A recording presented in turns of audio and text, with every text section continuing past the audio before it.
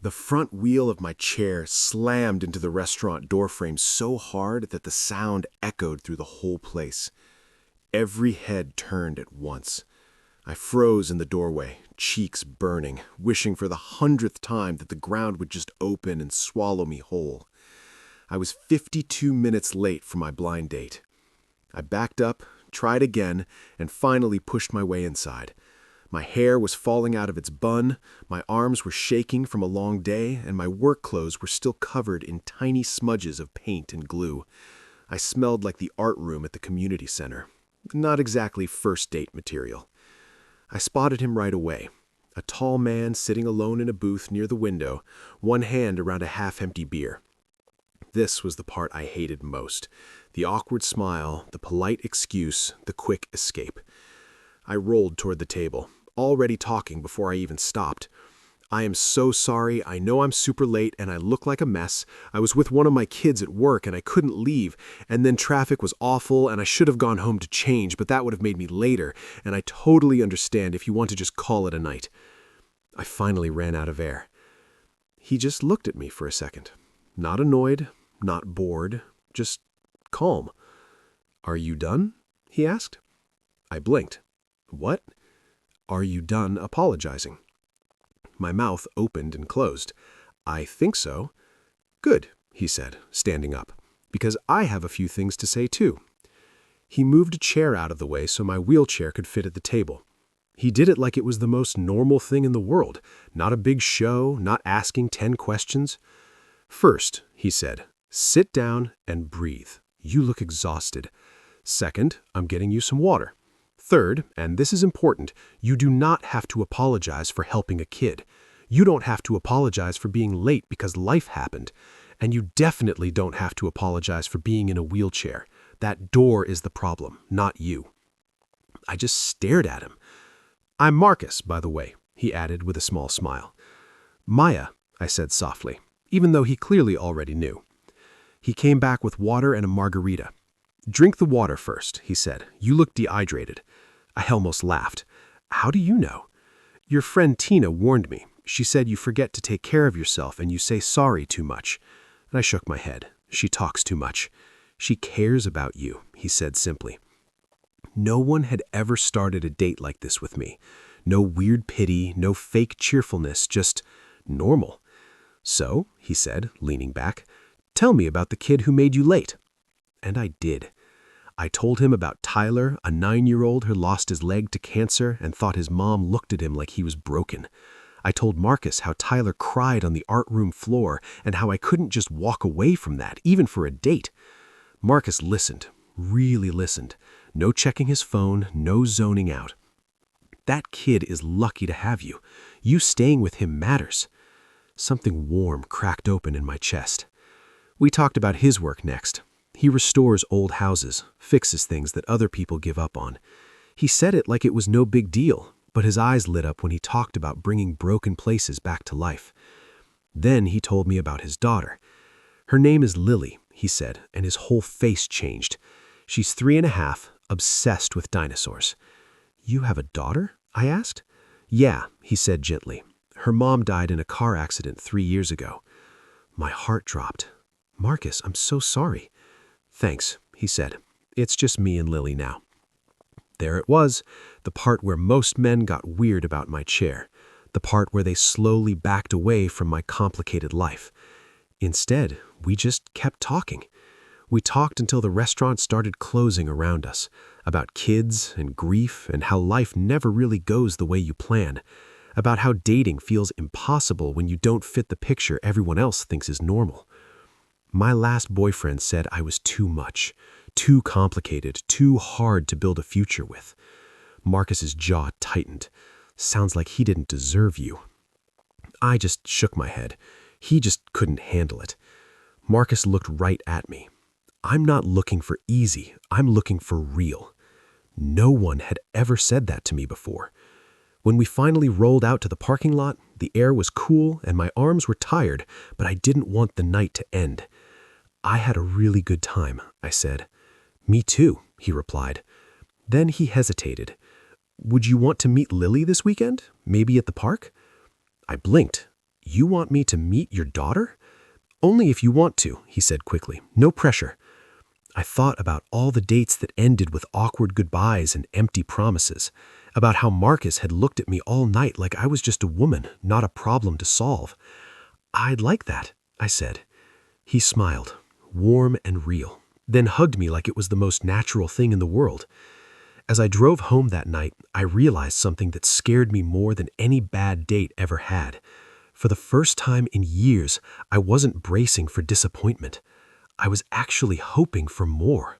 Maya's van screeched into the hospital parking lot, and she barely noticed the cold November wind biting at her face as she rolled toward the emergency entrance. Her hands trembled as she parked, folded her wheelchair, and darted toward the sliding doors. The fluorescent lights inside made everything feel unreal. People were moving in slow motion, and she only saw the signs for trauma, emergency, ICU. A nurse noticed her panic before she even spoke. "You're here from Marcus Williams?" "Yes. What happened? Is he—" Her voice broke. "Follow me," the nurse said briskly, her tone professional but sympathetic. She led Maya through a maze of corridors to a waiting area filled with anxious faces. Linda was there, sitting rigidly, her hands twisted in her lap. "Maya," she said, voice cracking, It's bad. He's stable now, but there's internal bleeding. They had to operate immediately. I didn't want to tell Lily yet." Maya sank into the chair beside her, her chest heaving. "Is he going to be okay?" Linda shook her head slightly. "They don't know. The surgeon said we just have to wait and see. The next 24 hours are critical." Maya's mind raced, all the what-ifs spiraling into dark, suffocating thoughts. She had spent months learning to trust that Marcus was different, that love didn't have to be conditional or fragile. And now it felt like the universe had hit pause and was dangling everything she'd hoped for in front of her, just out of reach. Hours passed in a blur. Time became a twisted, meaningless loop. Linda tried to answer her questions, update her on surgeries and vitals, but Maya barely heard them. She kept replaying Marcus's words, his warmth, his insistence that she belonged, that she was enough. And then, in the middle of the night, a doctor came out. "Miss Chen?" Maya jumped to her feet. Yes, how is he?" "He's stable. The surgery went as well as we could hope. He's in ICU. He'll be heavily monitored, but he's out of immediate danger. The next few days will be critical for recovery, but he's strong, and he's survived worse before." Maya felt tears of relief burn her eyes, but she couldn't smile yet. "Can I see him?" "You can, but the ICU has strict visitation, only one person at a time, and you'll need to follow all protocols." She nodded and followed the nurse down the dimly lit hallway, heart pounding in rhythm with every step. When she reached Marcus's room, she stopped at the threshold, taking a moment to breathe, to let herself accept that he was alive, even if fragile. He was lying there, pale and bruised, a ventilator supporting his breathing, his right leg in a brace, and various monitors beeping steadily. The sight of him, so still and vulnerable, made her chest tighten like it could crush her ribs. He opened one eye, and Maya swore she saw the faintest flicker of recognition. "Maya?" he whispered, voice hoarse but unmistakable. Maya wheeled closer and took his hand, careful not to disturb the tubes or machines. "I'm here," she said softly. "I'm not going anywhere. You're going to get through this, I promise." His lips curled into a weak smile, the effort costing him, but it was enough. "Knew you'd be here," he managed. She leaned closer, brushing hair from his forehead. "Ilis," she whispered, "I love you, and Lily and I are not going anywhere either. We'll get through this together." For the first time in hours, a spark of calm touched her. The world was terrifying and unfair, but Marcus was still alive, and that meant hope wasn't lost. She stayed by his side all night, talking softly, holding his hand and whispering the same words over and over. "You're going to be okay. You're going to be okay." and Marcus, strong even in weakness, clung to her presence as if it were a lifeline, because in that moment, it was. The next morning, the hospital felt both alive and suffocating. Hallways buzzed with the low hum of machines and the murmur of nurses, doctors, and families. Maya hadn't slept more than a few restless hours in the chair beside Marcus's bed, but she barely noticed. Her focus was entirely on him, on the rise and fall of his chest, on the monitors that beeped in measured rhythm, and on the faint twitch of his fingers when she brushed them lightly with hers. Lily appeared mid-morning, looking pale but determined. "Maya," she said softly, stepping into the room, I wanted to be here. I know Marcus, he needs both of us." Maya glanced at Marcus, whose eyes fluttered open briefly at Lily's voice. "He's awake," Maya whispered, "but don't overwhelm him." Lily nodded and approached cautiously, taking the chair opposite Maya. "Hi, Marcus," she said quietly. "I'm Lily. I'm going to help him get through this too." Marcus attempted a weak smile, and Maya could see the relief flicker across his face. He may have been fragile physically, but seeing the two women who loved him there was enough to ground him, even just a little. The day unfolded in careful routines. Nurses checked vitals, doctors updated medications, and Maya and Lily took turns sitting beside him, talking, reading aloud, and holding his hand. Each beep of the monitor or faint movement of his eyelids was a reminder of how delicate life could be, and how fiercely they loved him. During a quiet moment, Maya whispered, "I know you hate being stuck in here, but you're strong. You've survived worse than this, and we'll be here every step of the way." Marcus blinked slowly, his lips forming the faintest whisper, "Thank you." Hours later, the ICU doors swung open, and the surgeon appeared. "Marcus is improving faster than expected," he said with cautious optimism. "If all goes well, he might be moved to a regular room in 2 or 3 days. Keep up the support. It matters more than you realize." Maya exhaled, a rush of relief flooding through her. She glanced at Lily, who nodded, both of them silently celebrating the small victories.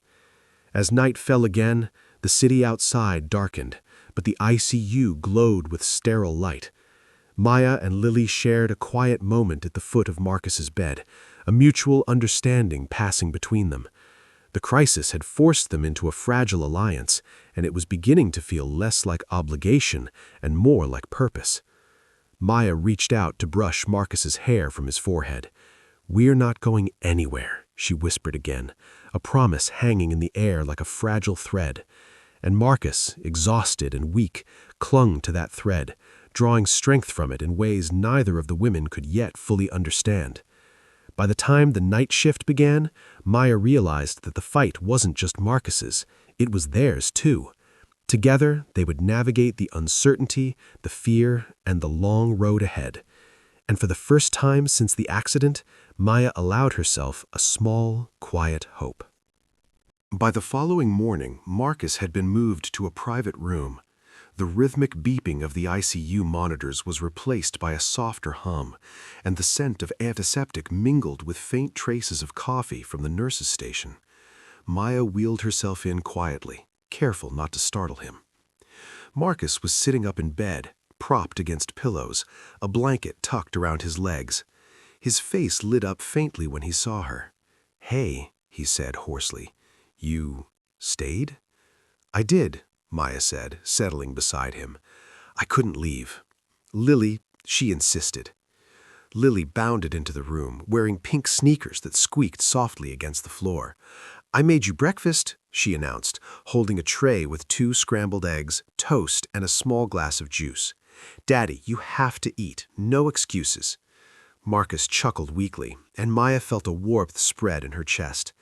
Seeing her little makeshift family together like this, it was chaotic, messy, and imperfect, but it was real.